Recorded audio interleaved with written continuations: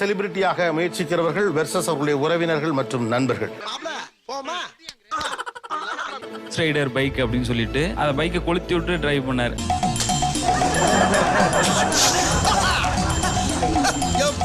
கொடுத்தா வந்து குவாலிட்டியா கொடுக்கணும், இல்ல கொடுக்க கூடாது அப்படிங்கிற என்னோட மைண்ட் தாட். பார்த்தாலே தெரியுது.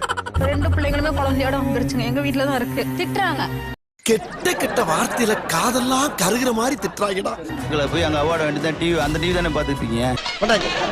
இனிமே இது யாருக்குமே கிடைக்கக்கூடாது. யாரோ போடுற வீடியோ எடுத்து நீங்க வந்து நல்லா திட்டுறீங்க. மாப்பிள இவன் தான் எங்கேயோ செமத்தியா வாங்கியிருக்கான். இங்க வந்து வேற எவனோ வாங்கின மாதிரி அவுத்துறான் பாத்தியா. இப்ப திருந்தனவங்கள்ட்ட அன்பா பேசிக்கிட்டு இருக்கோம்னே. என்னென்ன சொல்றான் பாருங்க. உங்களுக்கு சம்பந்தம் இல்லாத நீங்க ஏன் திட்டுறீங்கன்னு தான் கேக்குறாரு. அவன் என்னோட காலேஜ் ஃப்ரெண்டு.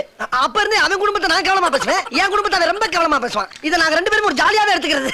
நீங்க திருந்த மாட்டீங்களா, ஆனா மத்தவங்களை திருத்துவீங்களோ?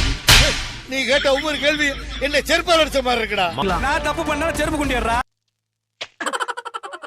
என்னது ஒரு பேச்சுக்கு சொன்னா உடனே நல்ல செருப்பா பிக்கிறாங்க. நான் வந்து கூட பிறந்த அண்ணன். அப்போ அவனுக்கு கல்யாணம் ஆனதா யூடியூப்ல 2 நாள் கழிச்சு தான் நானும் பாக்குறோம், எங்க வீட்டுல உள்ளவங்களும் பாக்குறாங்க. காலம் அப்படி கட்டு கிடக்குது.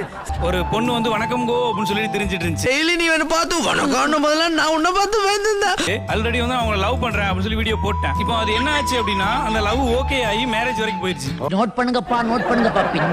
பின்றாப்பா. அண்ணா உட்காந்துருக்காங்கல்ல அவங்க தான். எப்படி கோர்த்து விடுது பாரு.